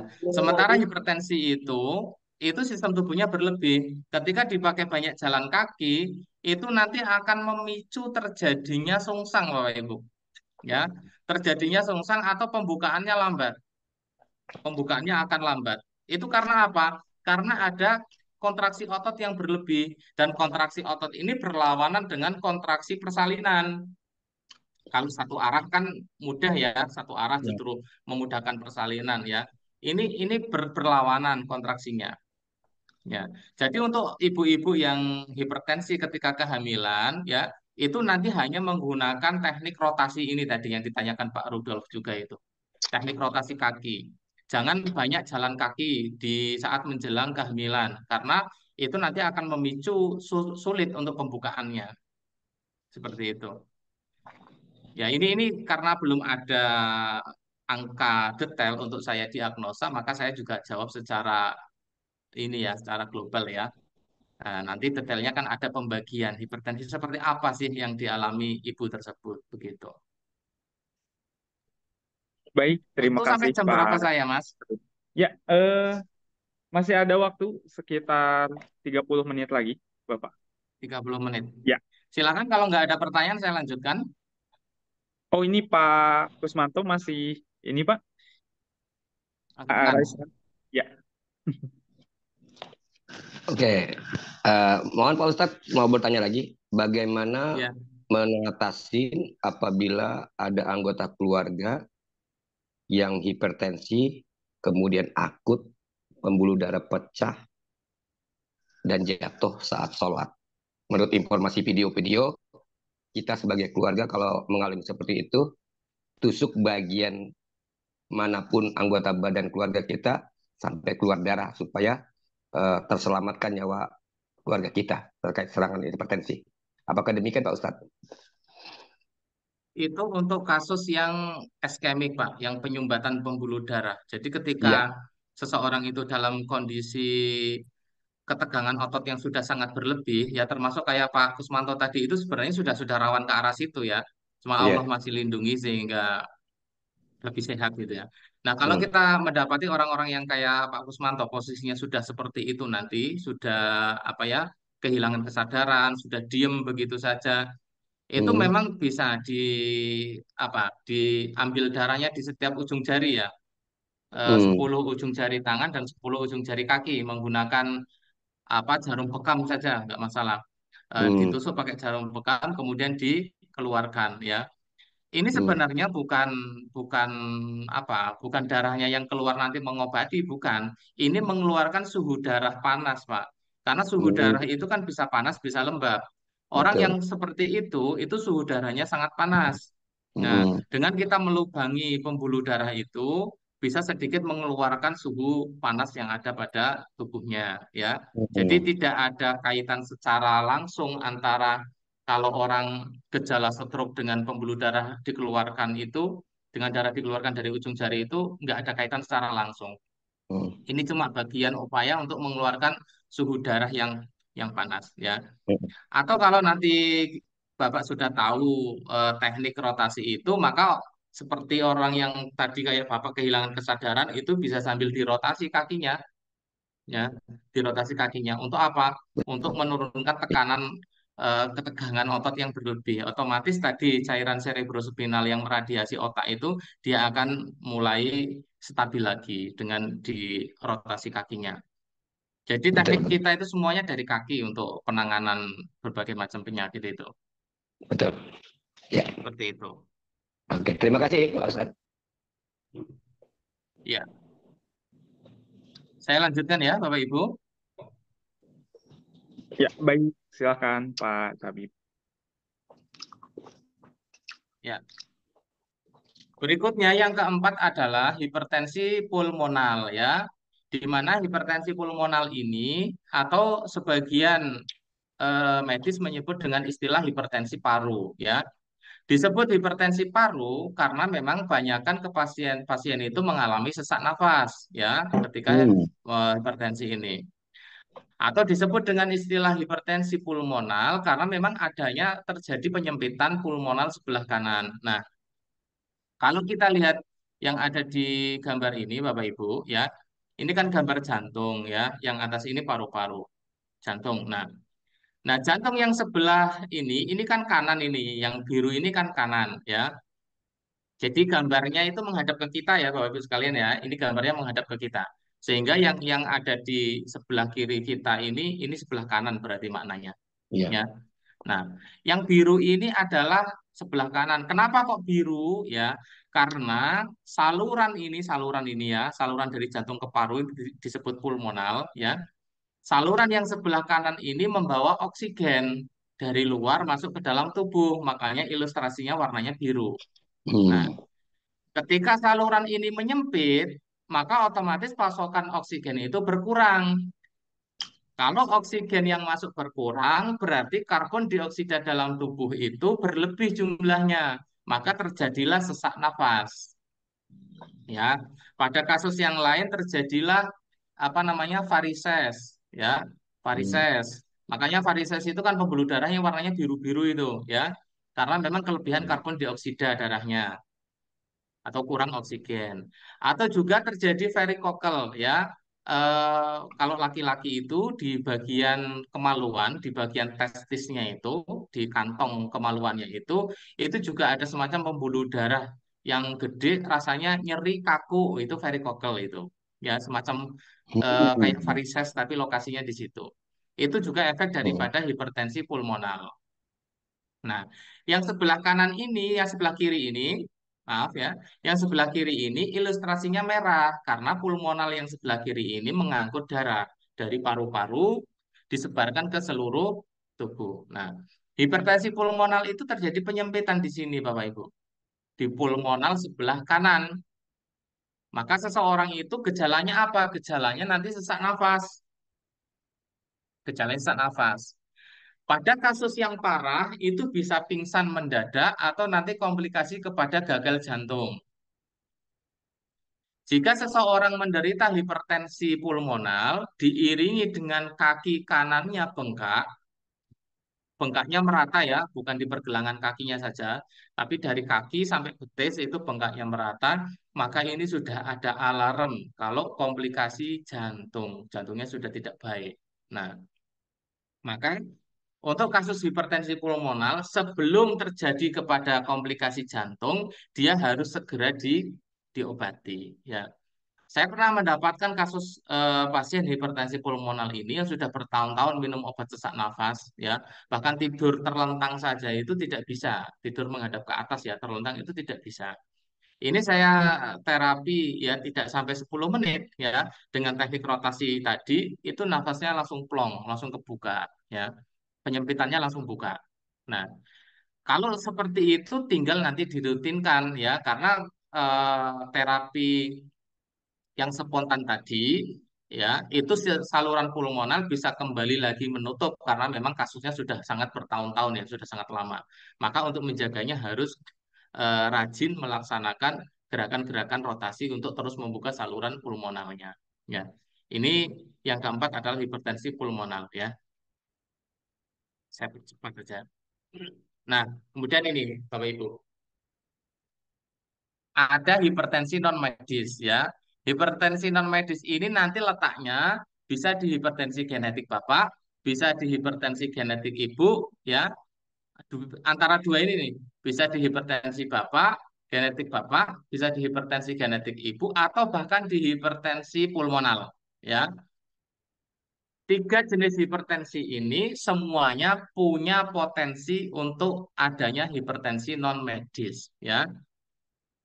Kapan seseorang itu dihubungi hipertensi non medis, ini nanti meskipun saya kasih gambaran rumusnya Bapak Ibu pada pertemuan malam hari ini, namun jika hendaknya nanti ada yang ingin konsultasi terkait hipertensi non medis lebih detail, maka baiknya nanti hubungi saya. Ya, hubungi saya. Jangan langsung ditelan mentah-mentah menggunakan patokan rumus yang saya berikan pada malam hari ini, ya. Karena butuh penelitian, ya. Kalau saya insya Allah melihat angka tensinya sudah saya bisa analisa ada non medis. Tapi Bapak Ibu masih bukan seorang praktisi ya, dalam hal ini bukan ahli analis tensi, sehingga kalau menemui nanti tensi seperti ini baiknya dikonsultasikan dulu ke saya apakah ada indikasi non medis atau tidak. Ya. Kapan seseorang itu dihukumi hipertensi medis ya? Contohnya seperti ini. Ini saya kasih contoh. Ada sistoliknya itu 150 ya. Diastolnya itu 105, kemudian detak jantungnya 105 ya. Sistolik ini bisa lebih ya. Artinya bisa 160, 170 itu bisa lebih. Diastolik juga bisa lebih, bisa 110 ya, 115. Detak jantung juga bisa 110, 115 ya. Tapi rentang angkanya, ranknya ada di sekitar angka ini. 150 per 105, detak jantung 105. Kalau kondisi seperti ini, maka seseorang tadi ada indikasi non medis dalam kasusnya. Ya, ada indikasi non medis dalam kasusnya. Kenapa seperti itu? Kita coba mengilmiahkan ya. Apa alasannya kok angka seperti itu ada gangguan non medis ya? Meskipun saya juga seorang praktisi ruqyah ya, tapi saya juga harus mengilmiahkan apa yang bisa saya lihat. Kalau saya tidak melihat ilmiah pada kasus itu, ya saya tidak akan berkomentar tentang gangguan non medis karena kalau sebagian orang mengatakan non medis itu kan aneh ya, nggak bisa dinalar. Kalau bagi saya bisa, ya, karena saya sudah mempelajari analisanya, bisa dianalisa, bisa diilmiahkan, ya. Justru ketika tidak bisa diilmiahkan itu, maka saya curiga, jangan-jangan ini bukan penanganannya, bukan secara ilmu ini, nanti, tapi penanganannya juga secara dukun-dukun juga ya, dukun KB ya, dukun palsu, ya, sok-sok yang ngaku gitu, padahal sebenarnya nggak punya ilmunya, ya. Nah, seperti itu. Nah, jadi begini Bapak Ibu, salah satu tempat favorit jin yang mengganggu dalam tubuh manusia itu ada di dua tempat dalam tubuh manusia itu. Yang satu itu ada di lambung, ya, karena memang lambung itu mewakili pencernaan, sehingga apa yang masuk ke dalam situ semuanya akan bermasalah. Itu juga kenapa orang sering mendapatkan masalah utamanya di lambung terlebih dahulu, yang asam lambung, yang tukak lambung seperti itu. Karena kita ini tidak tahu, ketika kita jajan di luar, di warung, di mana dan sebagainya, kita tidak bisa mengetahui apakah warung itu menggunakan penglaris atau tidak, ya. Dan kita memang harus logis ini, harus berpikir logis bahwasanya banyak masyarakat yang menggunakan hal itu dalam mereka berdagang, ya. Sementara kita ini juga tidak tahu ketika makan di jalan, di rest area, apakah menggunakan seperti itu atau tidak. Bahkan restoran yang modern sekalipun masih banyak yang menggunakan seperti itu. Nah, bisa jadi ketika kita makan di situ, ya, eh, imun energi kita sedang tidak stabil, sedang ada emosi, sedang kecewa pada saat itu, ya, sedang ada amarah pada saat itu, atau makannya tidak lupa baca bismillah, maka energi negatif yang dari penglaris itu bisa ikut masuk ke dalam diri kita. Ya, jadi jangan salah, kita makan sedang membawa emosi, sedang membawa kecewa, ya, masalah sama rumah belum selesai, kita keluar makan gitu. Nah, ternyata pas di warung makan itu menggunakan penglaris itu kita juga bisa kena. Karena apa? Itu pintu setan amarah itu. Nah, banyak yang kita makan, ya, bisa jadi juga tidak ada bismillah. Maka lambung itu organ yang pertama kali sering kena gangguan non medis, ya. Yang keduanya adalah tulang belakang, ya. Karena tulang belakang itu tempat produksi sel darah, ya, baik sel darah merah atau sel darah putih, produksinya di tulang belakang. Sementara setan itu sudah jelas hadis Nabi SAW, kalau setan itu berjalan melewati pembuluh darah di tubuh manusia. Maka kalau kualitas darahnya itu jelek, ya manusianya sakit-sakitan. Nah, bagaimana supaya mengganggu kualitas darah ini tidak bagus? Di tulang belakang, ya, di tulang belakang mengganggunya. Terus apa korelasi tulang belakang dengan angka tensi ini? Ya, ketika angka tensi segini, Bapak Ibu sekalian ini, ya, perhatikan detak jantungnya. Detak jantungnya itu 105. Ya, kalau tadi saya bilang normalnya di ilmu analisa angka tensimeter ini detak jantung itu 80 sampai 85. Tetapi di sini ada 105, bahkan 110, 115 dan sebagainya. Ya, semakin tinggi detak jantung, maka itu semakin menandakan area tulang belakang itu memanas. Ya, area tulang belakang memanas. Semakin tinggi detak jantung, semakin mengindikasikan area tulang belakang memanas. Maka pada kasus, ya ini saya contoh sedikit, pada kasus saraf kejepit, ada istilah itu seseorang itu tidak jatuh, tidak pula ada benturan, tapi dia bisa kena saraf kejepit karena apa? Karena dari tulang belakangnya yang memanas. Ya, salah satu penyebab tulang belakang memanas itu adalah banyak begadang. Maka ada orang yang banyak begadang tiba-tiba saraf kejepit. Ya, dari mana? Nggak ada jatuh, nggak ada geseran, ya, karena tulang belakangnya memanas sehingga ketika sudah posisi memanas, ada gerakan spontan sedikit saja dia sudah bisa menggeser posisi tulang dan mengenai saraf. Nah, dalam analisa hipertensi non medis juga seperti itu. Ketika detak jantung semakin tinggi 105, 110, maka ini tanda dari tulang belakangnya yang memanas, ya. Khususnya area torak, area tulang leher. Nah, maka Bapak Ibu bisa dilihat ketika detak jantung tinggi seperti itu, diastolik juga 100 sekian, kemudian sistoliknya juga hipertensi, maka ini ada indikasi bahwasanya beliau itu apa? Ada hipertensi non medis. Ya, kalau dari teman-teman mahasiswa yang kuliah ke saya itu biasanya mereka sering ngirim tensi kan di grup, tensi pasiennya untuk kita bedah, kirim bedah itu. Ada yang ngirim kondisi seperti ini, angka tensinya. Ini mirip mirip seperti ini, ya, mirip seperti ini. Maka saya bilang, coba dirukyah orangnya, coba dirukyah dulu. Maka kemudian teman yang konsul ini tadi bilang, betul, ini orangnya baru dirotasi kakinya, dia sudah ketawa-ketawa sendiri, nggak jelas kayak gitu. Nah, ternyata apa? Sudah terjadi reaksi, ya. Jadi gerakan-gerakan terapi kita itu ketika diamalkan, untuk orang-orang yang ada kasus non medis itu terkadang sudah ada reaksi, baik mual, badannya panas, itu sudah banyak yang reaksi seperti itu. Tinggal dilanjutkan saja, itu ada tanda non medisnya berarti. Nah, ini ramuan yang saya sampaikan tadi. Kalau untuk non medisnya ini ada ramuan anti sihir ya. Ini semua racikan saya. Yang untuk hipertensinya ada ramuan sistolik ya. Ini nomor saya di sini, Bapak Ibu. Silakan di screenshot dulu layarnya. Sudah ya.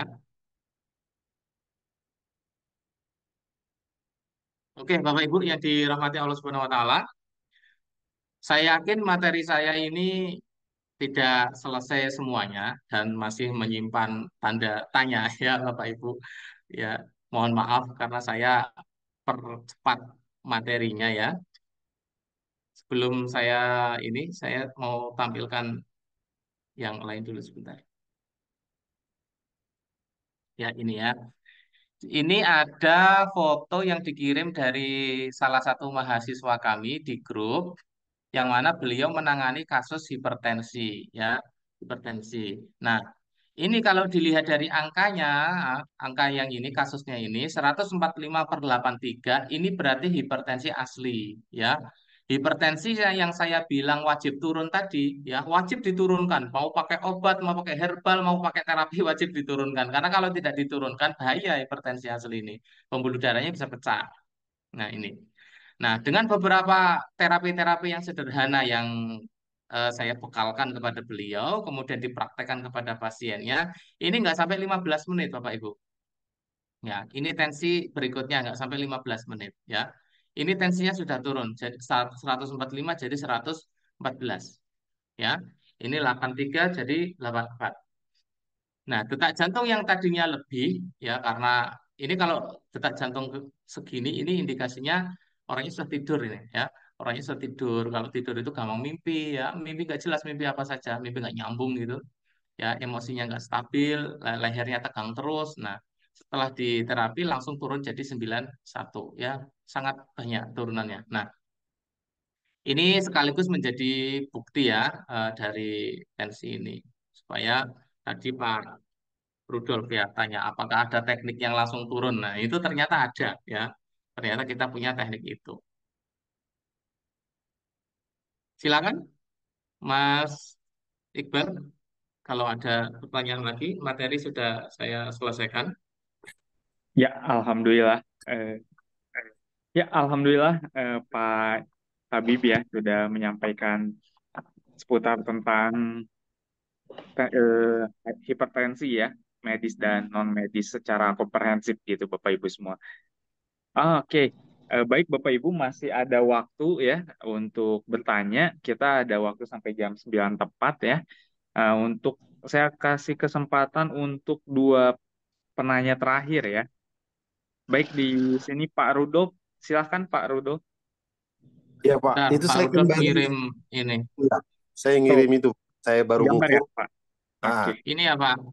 tensi saya Pak. Ya Oh, ini ya. Barusan ya Pak. Iya barusan lagi apa Iya. saya coba ukur. Tapi memang saya ukur 5 kali rata-rata segitu-segitu aja Pak. hmm. Oh iya. Ini Pak Rudolf, ini hipertensi Nah, genetik jalur Bapak, Pak. Kemudian Pak Rudolf itu pernah ada benturan di bagian paha, itu masa lalunya itu pernah ada benturan di bagian paha kanan, Pak.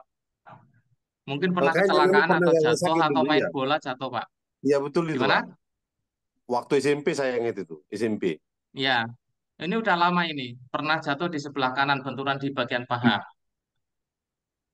Nah, ini merubah posisi panggulnya Pak Rudolf itu yang bagian kanannya naik. Oh, Hmm. gitu. Jadinya kaki kanannya itu terlihat lebih pendek nanti kalau di tiduran disejajarkan, kaki kanannya itu akan terlihat lebih lebih pendek. Nah, ini kalau tensi seperti ini akan cepat memicu adanya apa namanya asam lambung atau radang tenggorokan. Gimana Pak Rudolf? Ada sering Kalau asam masalah lambung lambung? kayaknya sih eh, enggak kayaknya Pak kalau asam lambung. Tapi kalau radang Enggak. tenggorokan ya mungkin kurang agak-agak jarang tuh saya rasakan tuh. Tapi memang yang Mm-mm. ini yang di paha kanan ini memang ada agak sakit itu betul. Jadi waktu saya dulu Ya main itu di bola. situ. Mm-mm. Dan memang saya dari Ini dulu kan tensi tinggi terus. iya Pak, karena genetik Pak. Jadi ini nanti Hmm. normalnya Pak Rudolf itu 160/105 Pak, normalnya Pak. Hmm. Iya waktu itu kemarin waktu vaksin juga saya kan sampai 4 kali baru dikasih. Jadi saya turun terus gitu ya, baru dikasih vaksin gitu. Karena selalu tinggi Mm-mm. katanya. Iya, Jadi solusinya ini gimana tuh Pak? trigliseridanya tinggi juga Pak. Kalau bangun tidur pegel-pegel nggak Pak badannya? Iya sekarang lagi pegel-pegel ini Pak. Saya mau cari tukang urut Nah yang iya, pas itu tapi nggak dapat-dapat itu. trigliseridanya itu penebalan pembuluh darah Pak, tinggi Pak. Hmm. Ya. Jadi solusinya gimana nih Iya. Pak? Kira-kira ini. Solusinya ya.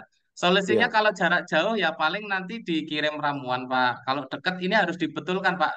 Di Oh, reposisi gitu. panggul kanan ya Pak, disejajarkan lagi. Nanti kalau sudah disejajarkan, keluhan yang ada di tubuh itu otomatis akan rilis. Karena ini Itu seperti masih masih kretek-kretek ngangkat itu loh sebelah Pak. ini panggulnya. Maksudnya seperti kretek-kretek itu toh Pak. Bukan, bukan, Yang bukan. Kita punya bukan. teknik sendiri Pak. Bukan Oh gitu ya. dikretek. Bapak di daerah mana? Oh saya di Sumatera Utara Pak. Di Wah, mana? jauh.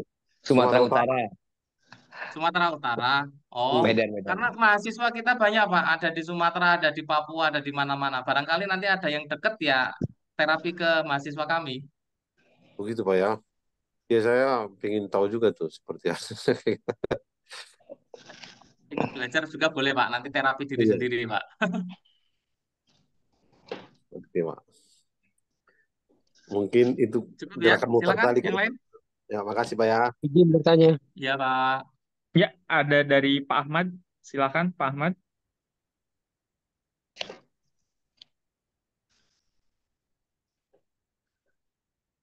Izin bertanya, Pak. Ya, Ya, Pak. untuk mic-nya Pak masih terkunci Pak.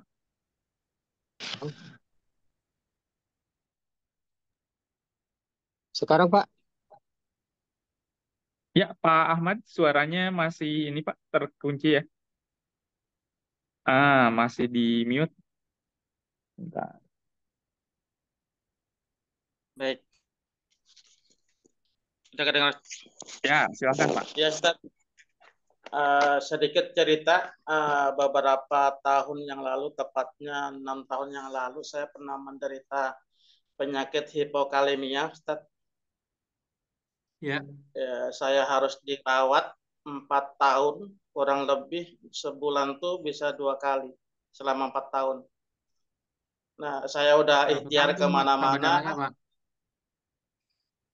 Waktu itu saya masih udah lama ya, secara tensi normal semua. Ya, diambil sampel darahnya dari sampel ya kelenjar tiroid ataupun kelenjar ginjal pun juga normal. Seperti itu. Saya udah ikhtiar kemana-mana, ya takdir Allah masih belum berpihak kepada saya belum sembuh. Dan saya alhamdulillah sembuh sampai hari ini, jalan 4 tahun itu ikut terapi Ustadz. Terapinya itu sebagaimana yang Ustadz terapkan tadi dengan rotasi kaki. Seperti Itu itu. dapat dari mana, Pak, ilmu rotasi kakinya? Dari teman Ustadz. Kebetulan teman dan saya juga ikut bergabung di komunitas Ruqyah karena mendapatkan manfaat dari itu Ustadz. Seperti itu. Dan ya saya lakukan seperti itu, Masya Allah Ustadz gitu. Sampai hari ini ya Masya Allah ya. Saya sembuh Ustadz. Nah, sementara keluarga Alhamdulillah. bapak saya, kakak saya, semuanya dari 5 bersaudara itu, 6 bersaudara dengan saya itu, rata-rata mereka mengidap penyakit hipertensi dan mereka meninggal dengan penyakit itu. Apakah kemudian, pertanyaannya adalah apakah kemudian, tapi saya sampai hari ini tensi normal, Ustaz. Ya. Apakah kemudian saya punya genetik ke orang tua saya, hipertensinya atau Ya. bagaimana, Ustaz? Untuk menjawab Pak Ahmad itu punya genetik apa tidak, saya harus melihat foto Ya. tensinya seperti punya Pak Rudolf tadi itu, dikirim ke saya. Karena normal menurut prediksi angka awam dengan normal ilmu saya itu berbeda nanti, Pak. Iya. Jadi bisa jadi normal menurut versi umum, tapi begitu saya baca ternyata memang ada kelainan seperti Iya. itu. Apalagi kan hipokalemia ini kan juga termasuk kelainan ya, Betul. genetik juga, masalah genetik juga. Jadi mungkin nanti akan terbaca kali masalah-masalah yang lain selain hipokalemianya juga itu. Iya, baik. Berarti Pak Ahmad sudah merasakan sendiri ya manfaat gerakan Betul. rotasi yang sangat sederhana, betapa Betul, penyakit Ustaz. Iya. mengerikan seperti itu bisa sembuh ya. Iya. Termasuk dengan mengkonsumsi talbina juga, Ustaz. Ya, Masya Allah. Barakallah, Ustaz. kalau penanganannya pas, insya Allah cepat Pak. Baik. Artinya tadi pas berarti teknik yang disampaikan teman kepada Pak Ahmad itu pas ya. Nanti kan mungkin ada orang yang mengamalkan rotasi juga, tapi tidak secepat Pak Ahmad Betul. ya, karena memang tidak diawali dengan diagnosa ya. Betul. Baik, jazakallah, Ustaz. Ya, Gung. Silakan yang lain. Ya, di sini ada chat Pak Tabib ya dari Ya. Kak Nasir Sensei ya. Oke. Ya, izin Pak, katanya mungkin jaringan kurang bagus untuk menjadi mahasiswa Bapak. Bagaimana Pak? Ya, jadi ini kita sedang membuka angkatan kedua, belajarnya sama kita itu 1 tahun, Pak ya. Full online semuanya. Nanti untuk pendaftaran, registrasinya 200.000, kemudian setelahnya SPP-nya 400.000 per bulan. Itu belajar selama 1 tahun. 3 bulan pertama akan belajar ilmu basic. Ilmu basic ini adalah nanti termasuk gerakan rotasi, gerakan pompa W, gerakan-gerakan terapi itu semuanya akan kita ajarkan di 3 bulan pertama. Baru nanti bulan keempat sampai 12 itu akan berfokus pada ilmu analisa. Sampai tadi saya bisa membaca tensinya Pak Rudolf, ini pernah jatuh di kanan, ada benturan di paha, ada panggulnya naik sebelah.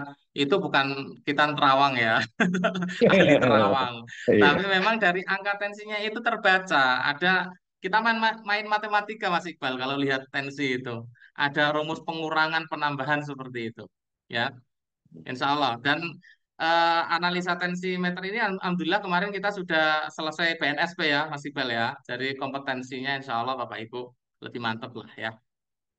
Silakan nanti bisa japri saya kalau mau apa daftar kuliahnya ya. Kita mulai KBM tanggal 15 Juni ya. Tanggal 15 Juni atau 10 Juni ya. Saya siap daftar kuliah Pak. Oke Pak Nasir Sensei. Japri saya nanti Pak ya. Nomor saya ada di grup Pak. Ya, baik. Terima kasih Pak Tabib Irwan ya. Sekaligus di pertanyaan terakhir dari Pak Nasir sudah mengakhiri acara di malam hari ini. Terima kasih ya buat Pak Tabib Irwan yang sudah dengan berbesar hati meluangkan segala sumber dayanya untuk bisa berbagi kepada Bapak Ibu semua ya, termasuk pada saya gitu. Sangat membantu ini pengetahuannya gitu ya, dari mulai membedah dari sisi medis dan non medisnya gitu, sangat komprehensif gitu ya Bapak Ibu semua. Ya, seperti dikatakan Pak Tabib gitu ya, bagi Bapak Ibu yang ingin terhubung secara langsung bisa japri, bisa join di grupnya Pak Tabib ya. Dan kalau untuk kelas-kelasnya mungkin nanti bisa kontakkan langsung saja dengan Pak Tabib. Bapak Ibu boleh eh, bertanya langsung kepada saya terkait kontaknya atau bisa dicari di grup Forum Belajar Indonesia gitu kurang lebih. Baik Bapak Ibu semua, terima kasih banyak sudah terhubung di malam hari ini di Forum Belajar Indonesia Talk yang ke-41 Bapak Ibu semua. Eh, Seperti biasa untuk di forum kebetulan sekarang lagi ada penyesuaian jadi belum ritmenya belum seperti normal kembali yang insya Allah di beberapa minggu ke depan kita akan kembali normal dengan tampilan baru kurang lebih seperti itu. Ya, baik Bapak Ibu semua, untuk mengakhiri sesi saya ingin mengajak foto bareng ya dengan Bapak Ibu semua.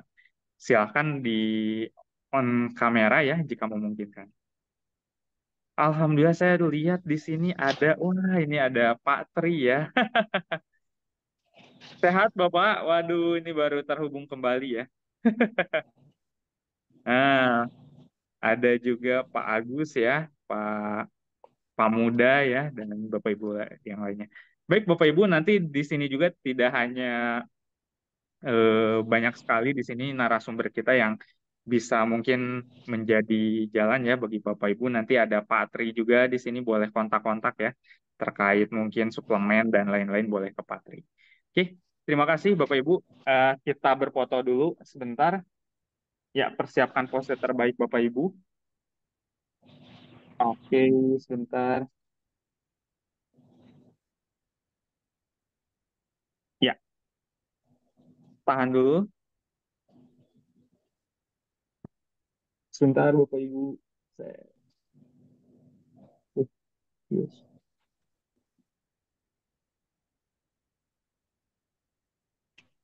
Ya, siap ya. 3, 2, 1, tahan. Tahan. Oke, tahan dulu Bapak Ibu. Saya share langsung di grup. Oke. Ya, satu terakhir ya, karena slide-nya ada 2, Bapak Ibu. 3, 2, 1. Oke, terima kasih Bapak Ibu semua ya, sudah terhubung di Forum Belajar Indonesia. Kita akan kembali di webinar yang sama di edisi 42, batch 42. Baik bagi Pak Kusmanto, Pak Ahmad, dan Bapak Ibu semua, saya doakan semoga diberikan kesehatan ya, keselamatan, umur yang berkah, dan tentunya diberkahi di segala bidang kehidupan. Amin, amin ya rabbal alamin. Amin. Terima kasih Bapak Ibu, saya izin live ya. Boleh nanti kalau ingin terhubung silakan saling kontakkan saja ya. Oke. Wassalamualaikum warahmatullahi wabarakatuh. Waalaikumsalam Assalamualaikum warahmatullahi warahmatullahi wabarakatuh. Terima kasih wabarakatuh. Bapak Tabib, terima kasih Mas Iqbal. Webinar yang Terima lain. kasih Mas Pak Tri Iqbal, ya, Mas Iqbal, sudah. makasih banyak. Terima kasih Pak Bapak Tabib, Ibu. makasih banyak. Ditunggu sesi berikutnya. Iya, siap Ya. Pak Kusmanto.